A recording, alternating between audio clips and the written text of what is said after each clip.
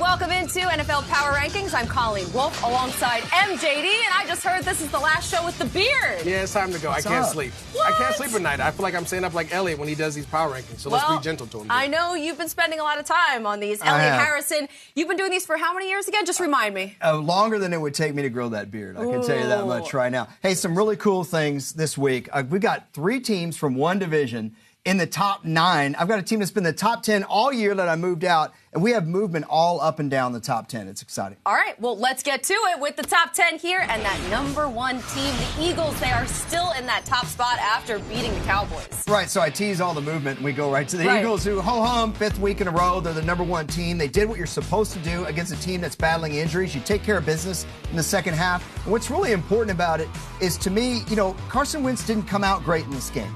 And it reminded me of when things were going wrong at the end of last year, but he showed poise and moxie and rebounded in the second half. They look great. Well, anytime the reason they should stay there is because the offense struggled, the defense picked up the slack. And when you have a great team, you talk about the Seattles, the Patriots. When Tom or that offense struggles, the defense picks up. Or when that defense struggles, the offense picks up. And they're finding ways to win. They're running the ball. They have 4 guys that can tote it. It's a beautiful thing. Talking about a defense right now, the Patriots, that defense has turned around. And right now, they're up 1 spot at number 2, Elliot. Why? Yeah, they are. Well, last week, you and I sat here, and we were all bored with Tom Brady being great. Now we're showing, super highlights and everything. But really, these are the highlights you need to see. The defense making plays. And they turned this game for good when they forced the Seth Roberts fumble inside the 10. Matt Patricia has got those guys playing ball. Well, again, your defense can play much faster and much better when you have a lead. The Patriots are smart. They understand on the first drive, you got to try to get a stop. Then after that, you're normally going to have a lead. This defense is flying around. They're doing a great job playing well, and they're opportunistic, and that's what defense needs to be at this time of the season. Yeah, they've held 6 opponents to under 17 or fewer points right now. I mean, that is impressive. such a turnaround from the beginning of the season. Then at number 3, you have the Steelers after that win over the Titans. Yeah, I just mentioned Matt Patricia. I want to give another defensive coordinator a lot of love. I think Keith Butler's done a wonderful job replacing Dick LeBeau, who you can't really replace Dick LeBeau. And you saw that defense making plays on Thursday Night Football. They kept catching the ball. How often do you see secondary guys drop the football and they set up the Steelers to score? And then, shockingly, they got over 30 points. I know, finally. for the first time. Well, that defense also was getting a ton of sacks as well, a ton of pressure on Marcus Mariota. But for me, the Steelers are playing well without Le'Veon Bell producing at a high level. That's what's scary about this team. The defense is flying around. The offense is, their passing game's going. Once they get that run game going, especially when it starts to snow there in Pittsburgh, they're going to be tough to beat. I'm not going to lie, I was a little worried about the Steelers in that first half, but the second half, they came around. Here's your full list here of the top 10. Only 3 AFC teams in the top 10. Yeah, no kidding. And the surprise one might be number 10 there, Detroit Lions. At some point, we're going to have to give Matt Stafford some MVP love. They would be Nowheresville without him. Okay, so it is a very NFC-heavy top 10. So right now, with the Eagles on top, not moving from that number 1 spot, MJD, who's the biggest threat right now? I'm going to go off of everybody's radar and say the Panthers. What? And the reason being, Cam Newton is starting to be Cam Newton. They're allowing him to run the ball with the play-action pass. They're allowing him to throw the ball. He's getting in rhythm, and he's confident. Did you guys see the interview last night on Monday Night Football? It was crazy. He was unbelievable, and he's a very confident dude. And when he's confident, that offensive line's confident. They're getting healthier. The defense plays well. And Cam is, we all know, he's starting to play at that MVP level that he did 2 years ago. It's scary. They get rid of Kelvin Benjamin, and then all of a sudden, everything starts clicking, too. It's crazy how that works, and they're getting some guys back. They're going to get Greg Olsen back. That's huge for them. Yeah, it's true. Well, what do you guys at home think right now? Well, I think a lot of people are thinking about the Saints. And I'm going by my Twitter timeline. People I've heard from, they're like, listen, the Saints are legit. And when you look at them, Colleen, who would be most prone to be able to keep up with Carson Wentz if he gets hot? Not these other quarterbacks. Drew Brees has had to do it for years. He's had to be that 5,000-yard guy. He hasn't had to do it this year. But if he has to, and this is why I'm hearing from people, they're like, hey, the Saints can do it if they need to. Yeah, and finally we saw Drew Brees kind of put the guys on his back with his arm. Yep. And so, yeah, it's amazing. That's they can get you win. from so many different angles. Here's a look at the current NFC playoff picture. The Seahawks are out of it right now, the 8th seed, and the Cowboys at number 10, both on the outside looking in. I mentioned them because I want to know the Seahawks or the Cowboys right now. MJD, who's more likely to make the playoffs? Seahawks, all of those injuries in the secondary. If it's me, I don't think either one makes it. And the reason being is because of those injuries. You saw the way the Cowboys playing. But if I have to pick one, I have to go with Russell Wilson and the Seattle Seahawks. They're playing lights out. He's at least playing lights out, and that front seven's doing a good job. again, Russell Wilson has to play with the lead. I know they have a tough schedule here. Let's say we give them a win at the Niners. The Eagles are going to be tough. They got to go to Jacksonville. Oh, boy. You still have the Rams. They got a tough schedule, and it's going to be hard to win in some of those games. And I don't know if they can hold up anymore with all these injuries. Yeah, and Ezekiel Elliott will be back for that last one, too, against the Cowboys. What do you think, Elliot? Well, Colleen, you just took the words out of my mouth. The Cowboys, because of the game that you're mentioning. Right yeah, now. we're on the level. You know, Week 16, when he comes back, I think they win that game against Seattle in Dallas. Now, you look at the Cowboys' schedule here. Woo.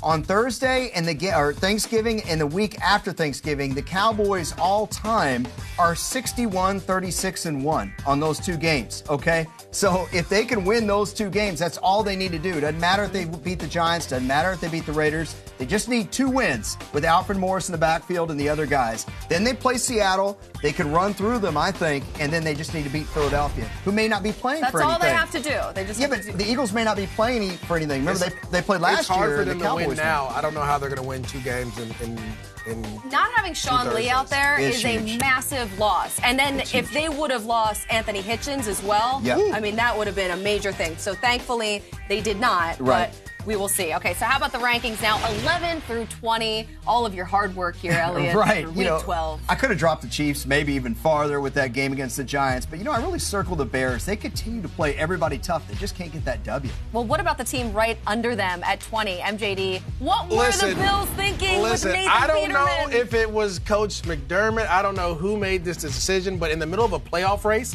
you switch quarterbacks? I just don't get it. You have the audacity to tell me that you think they're going to help you win, and then he goes out and does it. And it's not Nate Peterman's fault. This has nothing to do with Nate Peterman. He wasn't ready to be put in. He was a rookie. Tyrod Taylor's done a great job behind this offensive line. He doesn't turn the ball over. Who should have changed? It should have been that defense. You traded away Marcel Daris. Now you can't stop the run or the pass. You're getting exposed. I don't know what this team's doing. If you're trying to tank the season to get a quarterback or to get another player, then say so. But don't tell us you're trying to win and you do make these moves like this. I just wonder where Tyrod Taylor will be next year.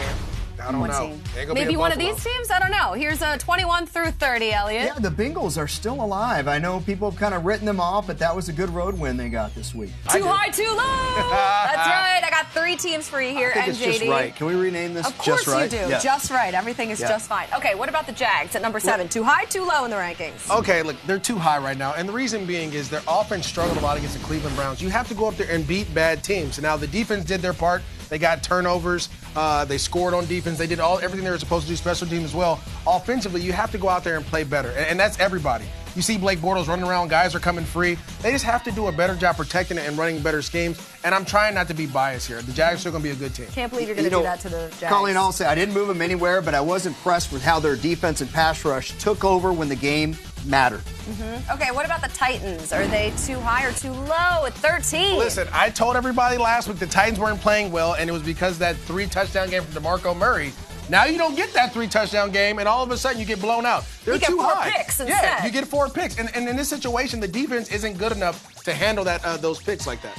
I think this is a fair complaint, MJD, but so many of the middling teams around the Titans lost as well. The Seahawks, the Cowboys, these teams faltered as well, so it's hard to punish Tennessee too much. Okay, at number 15 right now, the Redskins. Too high, too low. There's so many injuries. I know they're 4-6, but these guys are playing everyone tough, and they're just getting bad breaks. I'm saying this team is too low. Kirk Cousins is playing lights out. Now, early in the year, you're right. I want you to say this. I wasn't the biggest Kirk Cousins fan, but the way I see him playing right now, standing in there getting hit week in and week out and still making plays, you got to say they're a little bit higher than that. Yeah, he has definitely shown that he's one of the league's most gritty performers at the quarterback position. He doesn't complain. He just goes out there and plays football. I did not move them down in the loss. Okay, let's talk about some of the biggest movers of the week and power up, power down. And Elliot, the Bucs are up 7 spots to number 18. Yeah, our researcher Eric just got in my ear and he said, dude, Bucs, 10 takeaways in the last 4 games is the most in the league. That's an impressive stat. Their defense has played well. They got a couple of wins. They got a little something going here.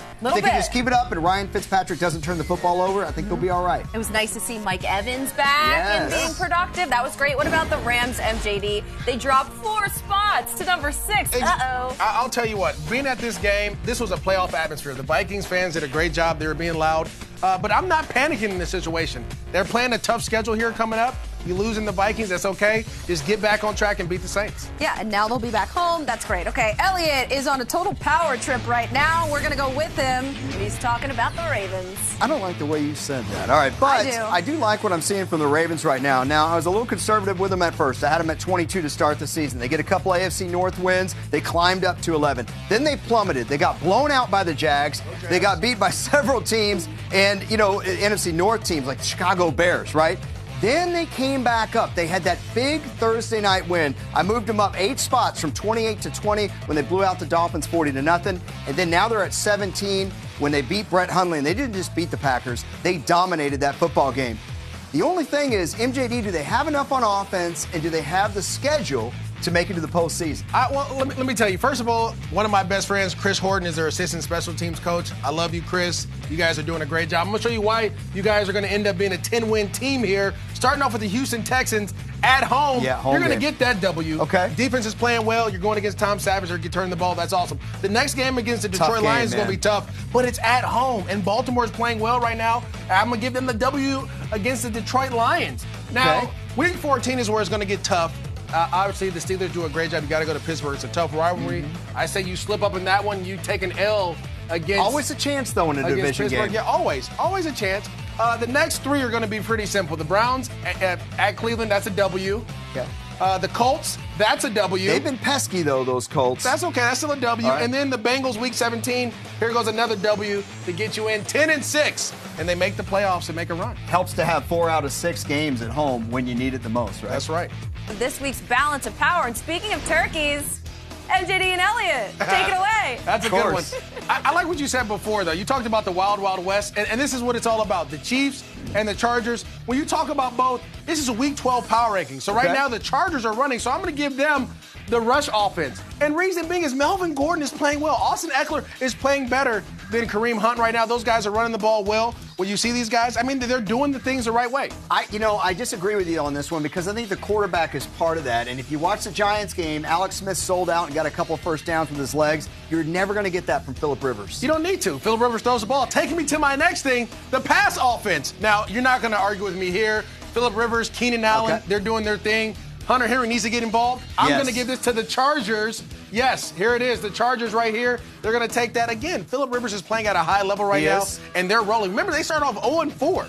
They started off 0-4. Since then, they're 4-2, and they're making a run at this thing. I'm okay with that recency bias. It's okay, fair. Rush defense, Elliot, I'm going to need you to hit the Chiefs. The Chiefs here. There it goes. Really? Yeah, the Chiefs defense, they do a good job of stopping the run. Plus, the Chargers are dead last, even though they're doing better. Pass defense, I'm going to give it to the Chargers. Yeah. And when it comes to coaching, you guys all know the rules. If you have a ring, you got to get the ding. So where's the ring? Neither one has one, so I'm going to give it to the coaches. Please give my guy Andy Reid. Please give it to the Chiefs. What is it, and that's why the Chargers are better than the Chiefs. I gotta say, wrong. Hey, MJD, one big concern is, boy, the Chiefs don't look like they can cover anybody right now. If the pass rush doesn't get there, they're in a lot of trouble. If you're throwing away from Marcus Peters, you're going to have a heck of a day. I agree. All right, who is the rankings wrecker this week? You got it right last week. I want to see if you can do it again. I think the Jets have been really pesky, and with the Panthers, they're coming off a bye. They could come out flat, and it's kind of like when our producer, Matt Tanton, goes out in Hermosa. You just never know what Matt you're going to get. You never know what Cam you're going to get sometimes. No, I'm sorry, MJD. I know you have a lot of faith in him going forward. I believe. I hope you're right, but this would be my game that I'm circling that could wreck the rankings. I believe in Cam more than anybody. Yeah. And Cam is Cam now. He's not this other guy they were trying to make him to be. He's going back to Cam, who won the national championship at Auburn, who was the #1 overall draft pick, who was the MVP of the league 2 years ago. That's who we have now. He's got that ear-to-ear smile going on. Those good He's teeth. excited. He got the bleach see beard, the little goatee the whole bleach. thing. All right, Elliot, it's your closing arguments. We're going to put 30 seconds on the clock, and you go. All right, here we go. All right, 49ers. Look, I know everybody wants to see Jimmy Garoppolo play. I get it, but why not let C.J. Beathard play? They got to evaluate him, too. The kid got a win in his last game. All right, the Arizona Cardinals. Look, Blaine Gabbert, I saw a lot of nice signs against the Houston Texans. I think he's going to give the Jags a hard time. Okay, Houston Texans. Hey, nice to see Tom Savage play viably. Congrats to him. Everybody was all over that guy. The Colts, they may be a playoff wrecker coming up soon. They are pesky. They're playing teams that are trying to get in the postseason. The last one, the Washington Redskins. Give Jay Gruden credit. He's doing a great job. The wins and losses may not show it. He's doing a great job. Great job by him. Great job by you this week on the rankings. Try not to stay up until 4 a.m. again. How did you? They just traded a second rounder for Jimmy Garoppolo. What are they supposed to do? evaluate both we don't of them? have time. We got to go. Bye, guys. Happy Thanksgiving.